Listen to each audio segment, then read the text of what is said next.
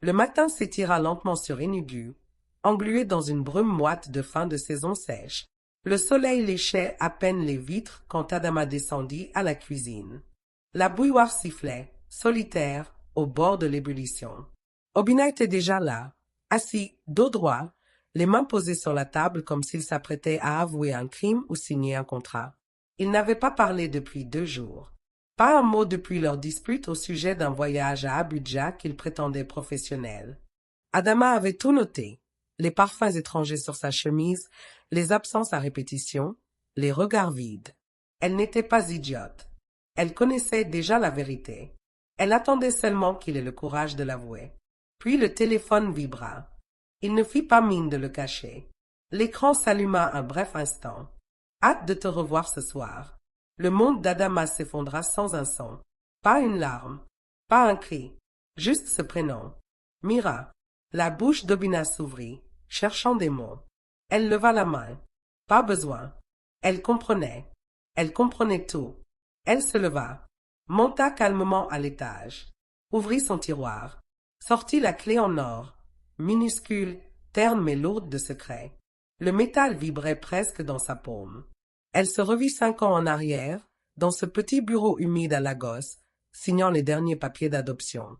La petite fille endormie sur sa poitrine, venue d'un ventre inconnu mais accueillie dans ses bras comme une promesse. Obina, alors stérile, ne le savait pas. Il croyait que c'était leur sang. Elle lui avait menti, pour lui offrir une paternité, un sens, une dignité. Mais elle avait conservé cette clé, le seul lien juridique entre leur fille et eux. Et maintenant, entre elle et l'héritage qu'il pensait pouvoir lui voler. Dans le coffre se trouvait le contrat du terrain au Cameroun qu'Obina convoitait tant. Départ d'une start-up agricole que Mira croyait contrôler, et surtout, l'adoption. En un geste, Adama pouvait tout effacer. Tout leur monde pouvait s'écrouler. Elle redescendit, s'accouda contre la porte de la cuisine. Tu veux partir? Va. Mais ne reviens jamais sans savoir ce que tu laisses derrière. Il ne répondit pas. Il partit. Et Adama sentit l'appel. L'éveil. Ce n'était plus une femme mariée. C'était une mère, une héritière, une trahie, une guerrière. L'ancien monde avait été détruit. Le voyage pouvait commencer. Elle allait leur montrer que la femme qu'ils croyaient naïve n'existait plus. Elle savait où frapper. Elle savait ce qu'ils désiraient. Et elle le tenait entre ses mains. Le lendemain, la ville continuait de vivre comme si rien n'avait changé. Les klaxons, les vendeuses de bananes, les prêches du matin criaient dans les radios. Pourtant, pour Adama, quelque chose s'était fissuré dans l'air. Chaque bruit semblait exagéré, chaque mouvement des passants trop rapide, trop réel. Elle était seule, pas seule dans la maison, seule en elle-même. Elle pensait que la colère suffirait, que la trahison allumerait un feu qui la tiendrait droite. Mais dans le silence, c'était une angoisse sourde qui dominait. La peur, le doute, et un vertige insidieux. Et si c'était moi, le problème? Elle resta toute la matinée sans manger, assise sur le tapis du salon, les papiers du coffre éparpillés devant elle. Le contrat du terrain, le certificat d'adoption, des relevés de compte, autant de preuves, autant de munitions. Elle aurait pu tout envoyer à leurs avocats, tout publier, tout brûler. Mais elle ne bougea pas. Quelque part en elle, une voix douce murmurait « Laisse tomber. Rends-les heureux. Tourne la page. Pardonne. C'est peut-être toi qui retiens tout ce malheur. » Et comme pour appuyer cette faiblesse, son téléphone vibra. Un message. « Mira, je sais que tu sais. Je suis désolée. C'est arrivé sans qu'on le veuille. On t'aime toutes les deux, d'accord? Ne sois pas cruelle, pas maintenant. On peut trouver une solution. » Une solution. Comme si elle était un obstacle à leur bonheur. Elle éteignit le téléphone. Une nausée lui monta. Elle marcha jusqu'à la chambre de sa fille. Ijoma, 5 ans, endormie pour la sieste, peluche serrée contre elle. Adama s'agenouilla. Son cœur se brisa une deuxième fois. Et si Mira voulait aussi sa fille? Et si Obina réclamait la garde? Et si? Il gaillait? Elle se leva en tremblant. La clé en or lui glissa presque des doigts. Peut-être qu'elle devait tout leur laisser. Peut-être qu'elle devait juste partir, disparaître. Mais alors, elle vit le dessin sur le mur. Un dessin maladroit, fait pareillement la veille, 3 personnages. Une grande femme, une petite fille, et un homme rayé au stylo rouge. Elle le regarda longtemps. Une bouffée de chaleur lui remonta à la gorge. Je suis la seule chose qu'elle a. Ils ont détruit mon cœur, mais pas mon devoir, pas mon identité, pas ma maternité. À cet instant précis, on frappa à la porte. 3 coups, net. Elle ouvrit. Un homme, costume froissé, lunettes sombres. Il se présenta sans un sourire. Madame Obiako, j'ai été chargé par Maître Udet de vous remettre cette convocation. Votre mari conteste vos droits sur la propriété de Nsuka. Il affirme que vous avez agi sans son consentement. Il a porté plainte. Elle resta figée. Et il réclame également la garde partagée de l'enfant. La main d'Adama se crispa sur la clé. Le vertige revint. Mais cette fois, il n'était plus question de peur. On l'avait défiée. Elle referma la porte. Lentement, respira profondément. Ce ne serait pas elle, l'ombre qui fuit. Ce seraient eux. Qu'ils viennent. Elle les attendait. Et cette fois, elle ne refuserait plus l'appel. Elle ne dormit pas cette nuit-là. La convocation posée sur la table de la cuisine brillait sous la lumière jaune du plafonnier comme une menace vivante. À côté, la clé en or. Elle l'avait polie. Lisse, brillante, presque insolente. Elle la posa dans un petit coffret en velours rouge, avec une précision presque cérémoniale. Elle avait compris. Il ne s'agissait plus seulement de sa dignité, ni même de son mariage.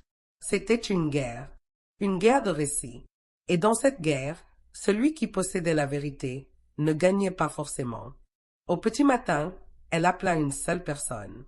Tante Ngozi, une vieille femme que tous appelaient la lionne en pagne. Une tante éloignée par alliance, redoutée dans les conseils de famille, redoutable dans les cours de justice traditionnelles. Ngozi, c'est moi. J'ai besoin de toi. Pas demain. Aujourd'hui. Un silence, puis une voix rauque, posée, ferme. Je savais que ce jour viendrait. Prépare le terrain. J'arrive avant midi. À 11 heures précises, une vieille Mercedes noire stoppa devant la maison. Tante Ngozi descendit, drapée dans un immense pagne vert bouteille. Elle ne dit rien. Elle entra comme si elle avait toujours vécu ici. Elle examina les papiers sans une expression. Elle ne posa pas de questions. Et puis elle murmura. Ils veulent te salir avant de te dépouiller. Ils croient que parce que tu as été silencieuse, tu es faible. Il est temps de devenir ce que tu as toujours refusé d'être, une femme qui frappe. Dans l'après-midi, Adama prit un taxi. Destination, le coffre.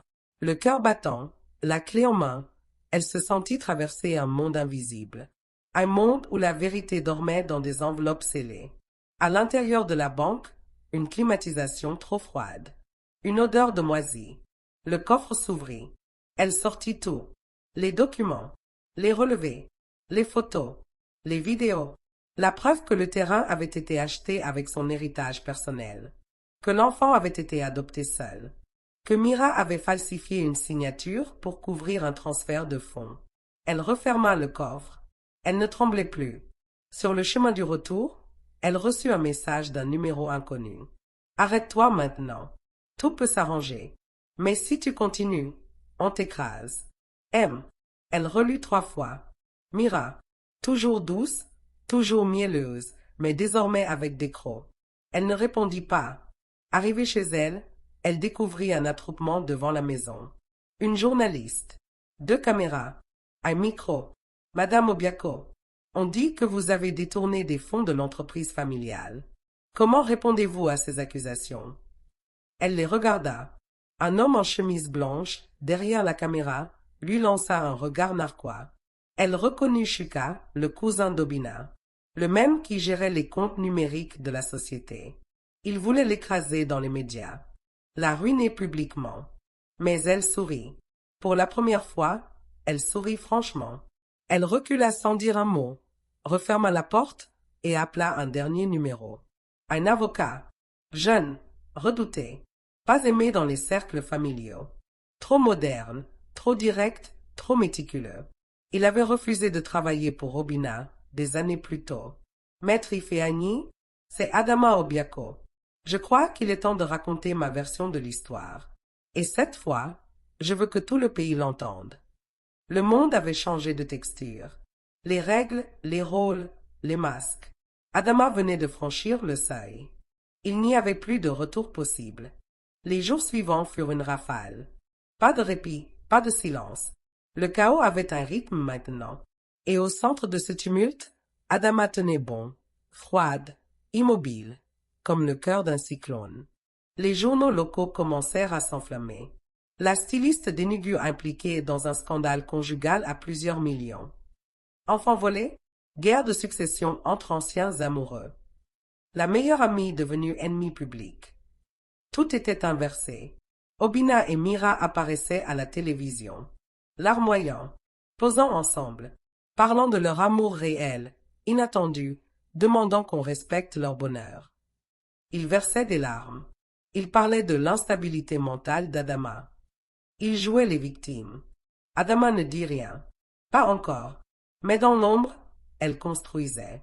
Elle avait désormais une équipe, Maître Ifeanyi, impitoyable et précis, qui avait trouvé une irrégularité bancaire liant Obinna à une entreprise fictive au Kenya. Tante Ngozi, qui avait convoqué un conseil de famille ancestrale, prévu dans une semaine. Un tribunal coutumier. La reine des vérités. Et enfin, le plus inattendu, Lilian, une ancienne employée de Mira. Un jour, Lilian se présenta chez elle, nerveuse, portant un sac plastique contenant un vieux disque dur. « Madame, je sais que j'aurais dû parler avant, mais j'ai vu des choses, j'ai entendu et j'ai enregistré. Sur ce disque dur, des conversations entre Mira et Shuka, le cousin d'Obinna. Ils parlaient d'un plan, d'un terrain à transférer, de comptes à bloquer, et puis une phrase de Mira, glaciale. Une fois qu'Adama est déshonoré, on prend tout, même la fille. Elle n'a rien sans lui.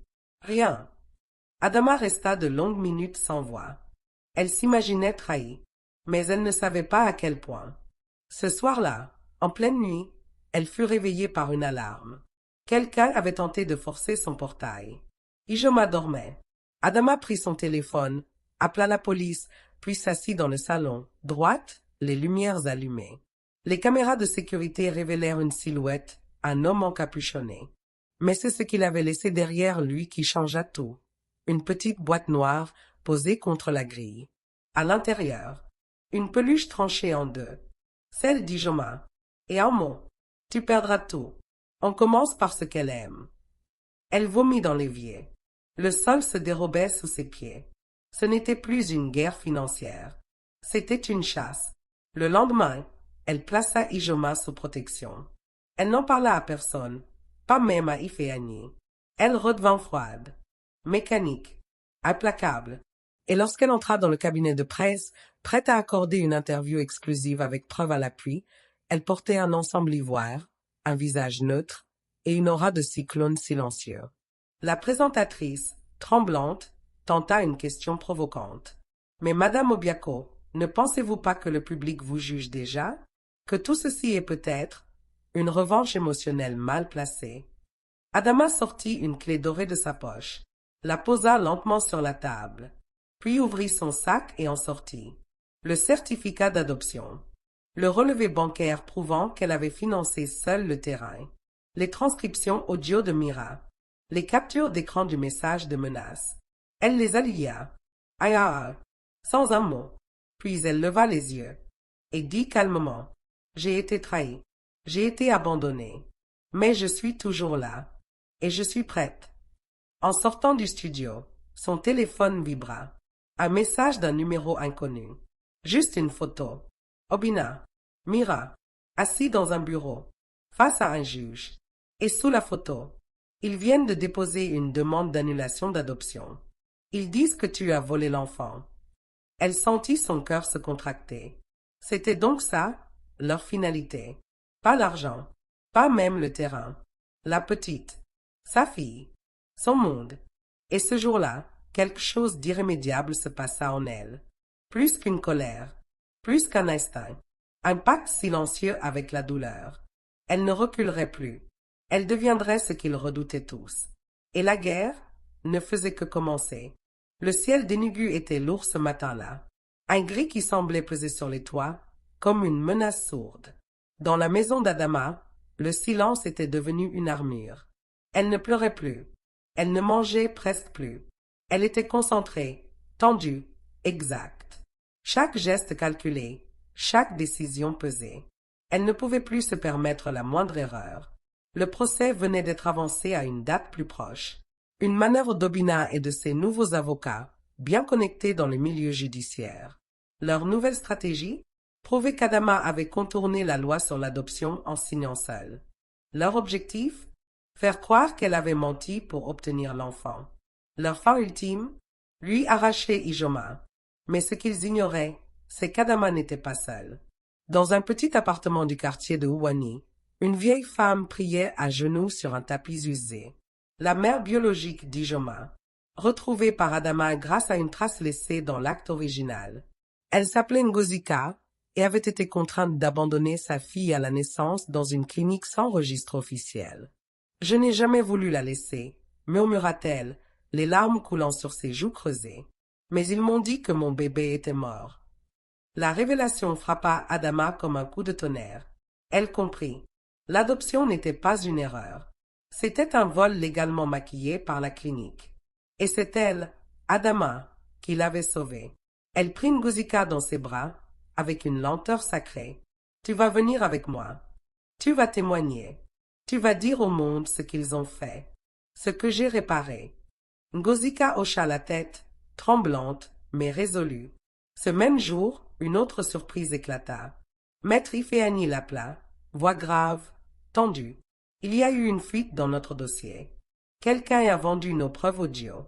Elles sont maintenant aux mains des avocats d'Obina. » Trahison. Adama sentit son sang se figer. Elle n'avait partagé les enregistrements qu'avec 4 personnes. Parmi elles, une seule était encore dans l'ombre, Lilian. Elle l'appela. Pas de réponse. Puis elle consulta les caméras de surveillance via son système interne. 2 jours plus tôt, Lilian était venue déposer un sac oublié. Mais elle n'était restée que 3 minutes. Et dans ces 3 minutes, elle avait touché le tiroir où Adama rangeait le disque dur. Adama s'effondra dans le canapé. Pas de larmes, pas de colère. Un abîme, un vide. La confiance, la dernière qu'elle avait donnée. Écrasée, vendue, piétinée. Le lendemain, une enveloppe arriva au bureau d'Ifeanyi. À l'intérieur, une vidéo montée, clairement trafiquée, montrant Adama criant sur Ijoma, la tenant par le bras, une expression déformée par la douleur. La voix off disait « Cette femme est instable. Voici la preuve. » Mais ce qu'Obina ne savait pas, c'est qu'Adama possédait l'original complet de cette séquence, une dispute filmée lors d'une séance de thérapie familiale. Une dispute déclenchée par une remarque violente de Mira, suivie d'un câlin entre la mère et la fille. Il manipulait les images. Il réécrivait l'histoire. Il préparait un assassinat moral. La veille du procès, Adama s'assit sur le lit d'Ijoma. Elle regarda l'enfant dormir. Ses paupières fines, sa petite main qui tenait sa peluche neuve, la vieille avait été jetée. Elle posa une main sur son front et murmura « Demain, ils essaieront de nous effacer. Mais je suis prête. Même si je dois y laisser tout ce que j'ai, je te garderai. » Puis elle sortit, fit signe à Ifeanyi, à tante Ngozi et à Ngozika, la mère biologique. Il était minuit passé, mais l'heure de vérité approchait. Et cette fois, Adama entrait dans la salle d'audience non plus comme une victime, mais comme une survivante portant l'histoire de 3 femmes en une seule voix. Le palais de justice d'Enugu était une bête de béton. Froide, massive, surveillée par des gardes armés et des journalistes affamés. Ce matin-là, l'air vibrait d'une tension électrique. Le procès Obiako contre Obiako avait captivé toute la ville. Mais ce que personne n'avait prévu, c'était la présence de la caméra de Africa 24, dépêchée à la dernière minute. Tout allait se jouer en direct. Adama sortit de la voiture, droite, vêtue d'un boubou noir au motif rouge, dessiné à la main par une amie artiste. Le tissu semblait saigner sur ses épaules. Son visage, lui, était de marbre. À sa gauche, Ifeanyi. À sa droite, Ngozika. Et dans son cœur, Ijoma. La salle d'audience était pleine à craquer. Obina était déjà assis, costume beige clair, lunettes fumées, sourire fade de celui qui croit encore dominer la partie. Mira, élégante, toute de blanc vêtue, faisait mine de prier en silence. Mais leurs regards, dès qu'Adama entra, changèrent. Car ils virent Ngozika. Et la peur, pour la première fois, se planta dans leurs yeux comme un clou. Le juge entra. Le procès débuta. Les avocats d'Obina attaquèrent en premier. Leur stratégie était limpide. Peindre Adama comme une femme instable, revancharde, manipulatrice.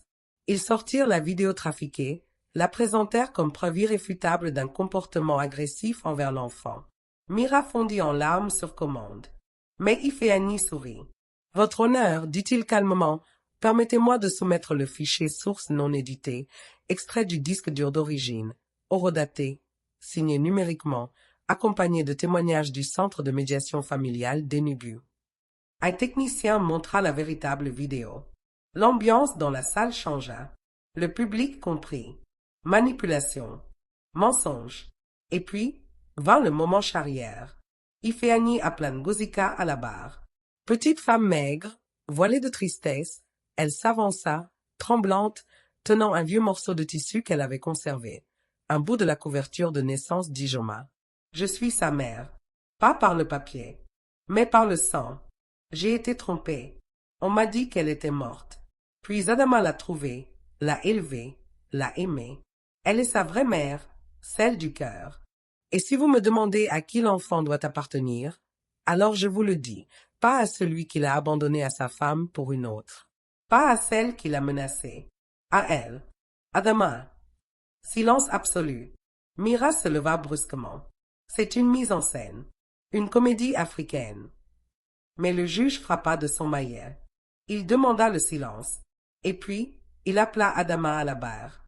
Elle s'avança, lente, ancrée, brûlante de dignité. « Votre honneur, ils disent que je suis instable. Mais ce que je suis, c'est une mère, une femme, une bâtisseuse. Ils ont voulu prendre tout ce que j'avais. Ils ont utilisé mon silence pour me définir. Aujourd'hui, je parle, pas pour moi, pour elle. » Elle pointa la salle. Ijoma était là, assise avec une gardienne légale, les yeux grands ouverts. Elle souriait. Adama sourit aussi. Juste un instant. Puis elle conclut. « Vous pouvez me ruiner. Vous pouvez salir mon nom. Mais si vous me prenez ma fille, c'est votre propre justice que vous trahissez. » Et soudain, comme dans une pièce de théâtre, le retournement final. Ifeanyi demanda une réouverture du dossier bancaire de Mira. Et dans les pièces apportées en urgence ce matin même, une signature falsifiée. Un transfert de 15 millions de Naira depuis la société d'Adama vers un compte kényan au nom de Mira et Shuka. Le juge leva la tête. « Vous avez soumis un faux en écriture publique. C'est un crime pénal. » Mira se figea. Obina devint livide. Leur visage ne tenait plus. Le masque était tombé. Dans les couloirs après l'audience, Mira éclata de colère, gifla Obina en public. Un journaliste captura la scène. Le direct coupa à ce moment-là. Le monde venait de voir leur vérité. Et tandis qu'Adama quittait la salle, les caméras se tournèrent vers elle. Mais elle ne dit rien. Elle était passée par le feu. Et elle en sortait intacte, mais changée. Elle ne pleura pas. Elle ne sourit pas.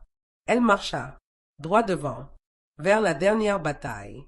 La pluie tomba sans interruption pendant 3 jours, comme si le ciel lui-même voulait laver Enugu de ses mensonges. Adama restait enfermée dans sa maison, lumière éteinte, téléphone coupé. Le jugement final devait être rendu le lendemain. Et malgré tout ce qu'elle avait révélé, exposé, prouvé, une peur viscérale s'était logée en elle. Une peur sans nom. Pas celle de perdre, non. Celle de survivre. Car que deviendrait-elle après? Une femme séparée, traînée dans la boue publique, une mère solitaire, une cible à abattre? Elle avait gagné des batailles, mais à quel prix? Elle se tenait devant la fenêtre, regardant les gouttes glisser le long de la vitre, quand une voiture noire s'arrêta lentement devant son portail. Une silhouette descendit. Ce n'était pas un avocat.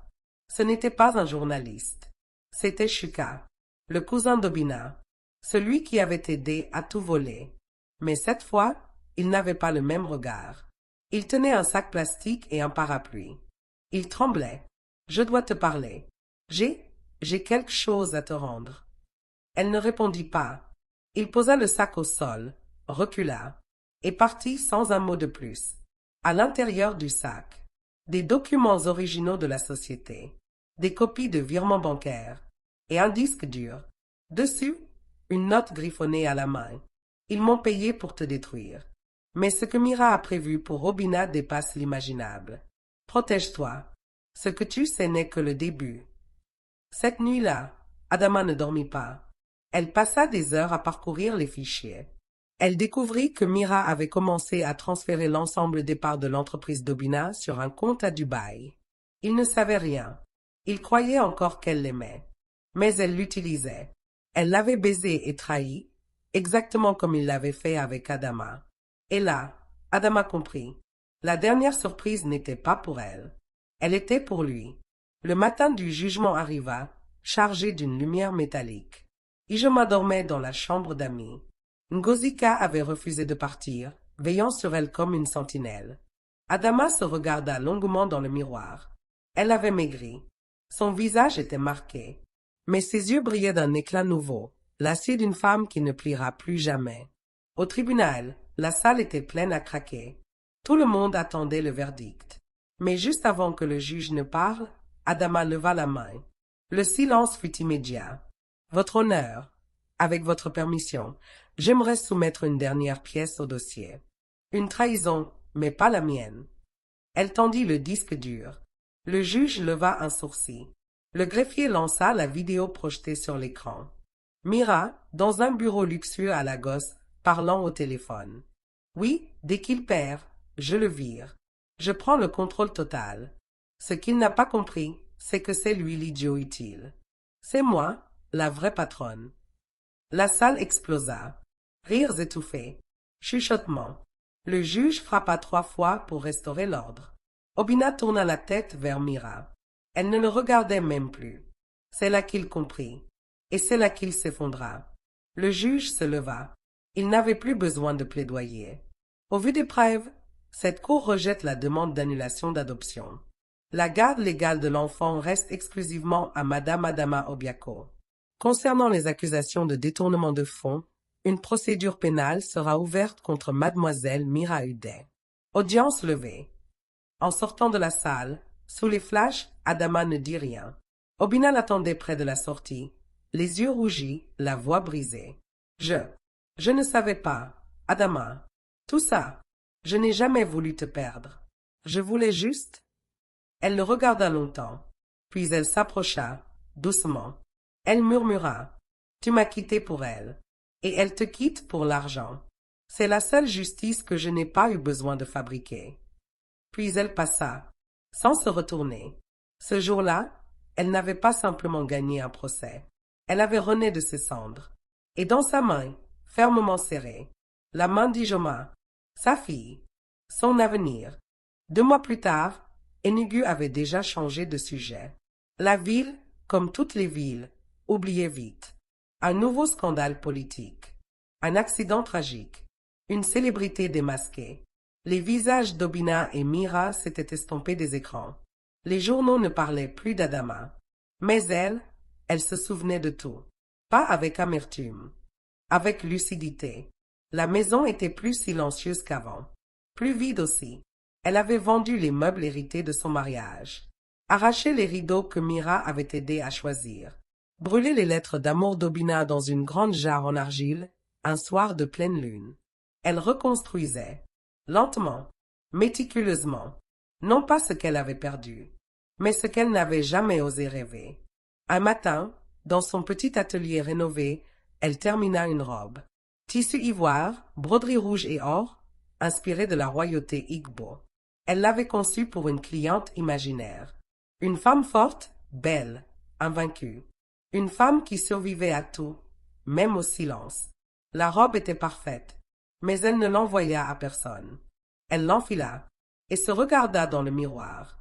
Pas pour plaire, pas pour séduire, pour se reconnaître. Le téléphone sonna. C'était Africa 24. Madame Obiako, nous préparons un documentaire sur les femmes africaines résilientes. Vous seriez notre premier épisode. Vous avez inspiré des milliers de femmes depuis votre procès. Accepteriez-vous? Elle hésita, puis répondit. Je n'ai pas survécu pour me taire.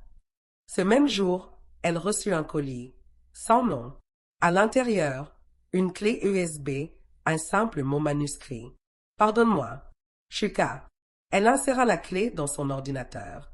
Des vidéos, des relevés, des preuves que Mira préparait un plan encore plus vaste, visant à ruiner plusieurs femmes entrepreneurs de Lagos.